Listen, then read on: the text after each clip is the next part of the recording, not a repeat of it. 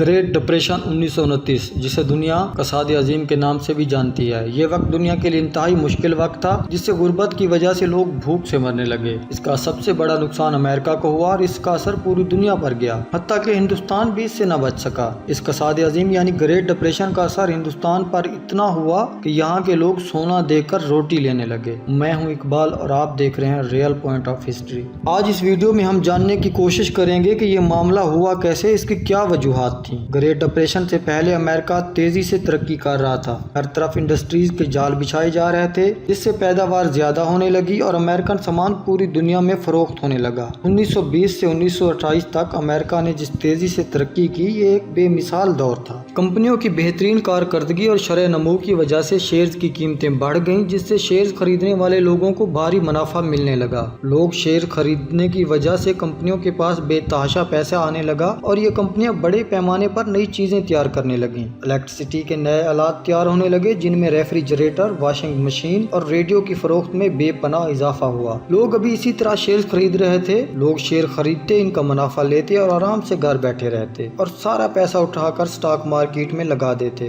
کیونکہ کمپنیاں اتنی اچھی کارکردگی دکھا رہی تھی کہ ہر 2 سال بعد پچھلے سارے ریکارڈ ٹوٹ جاتے۔ اس طرح لوگ مزید شیئر خریدتے چلے گئے، یہاں تک کہ جن لوگوں کو اسٹاک مارکیٹ کے بارے میں کوئی علم ہی نہیں تھا انہوں نے بھی اپنا پیسہ انویسٹ کر دیا۔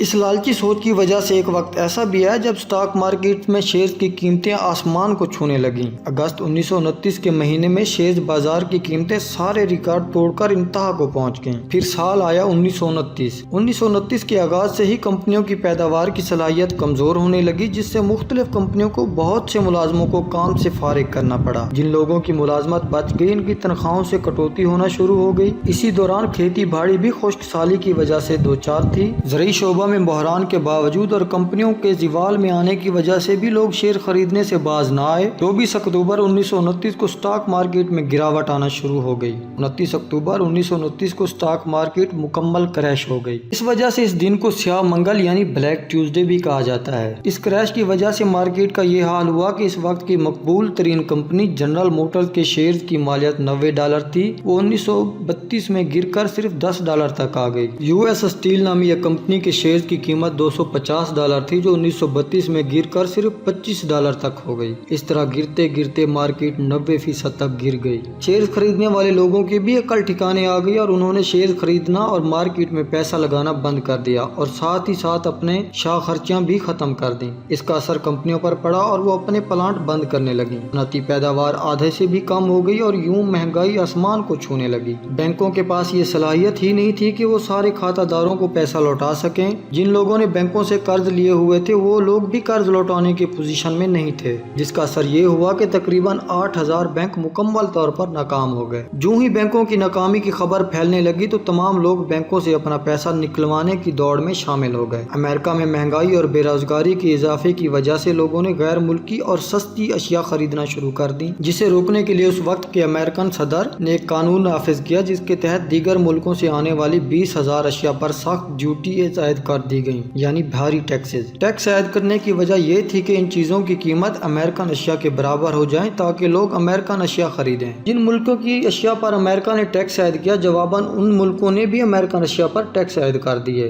یوں امریکن معیشت ڈپریشن میں چلی گئی۔ اس کا اثر اس وقت ہندوستان پر بھی پڑا، کیونکہ جو سونا ہندوستان سے لندن جا رہا تھا وہ بھی اسی بھوک و افلاس کا نتیجہ تھا۔ اسی دوران صرف ایک سال میں 1932 میں 8 کروڑ پاؤنڈ کا سونا ہندوستان سے لندن گیا۔ ہندوستان کے اس وقت کے وائسرائے لارڈ ویلنگٹن نے خوش ہو کر کہا کہ تاریخ میں پہلی بار ہندوستانی بھوک و افلاس کی وجہ سے سونا اگل رہے ہیں۔ مجھے امید ہے اور میری خواہش ہے کہ یہ سلسلہ جاری رہے۔ 1932 سے 1941 تک ہندوستان نے 1338 ٹن سونا برطانیہ بھیجا۔ اس وقت سونے کی قیمت 33 روپے فی تولہ تھی، جس کی اس وقت مالیت 375 کروڑ روپے تھی، جس کی وجہ سے بینک آف انگلینڈ کے پاس سونے کے ڈھیر لگ گئے، جس کا فائدہ آج تک اس بینک کو حاصل ہے۔ اگر اس وقت سونے کی مالیت کا اندازہ لگایا جائے تو 150 ارب ڈالر سے بھی زیادہ ہے۔ دوستو، آپ اس قحط کے بارے میں کیا کہتے ہیں؟ اور اگر آپ کا اس سے متعلق کوئی سوال ہے تو ہمیں کامنٹ کریں، جس کا جواب ہم ضرور دیں گے۔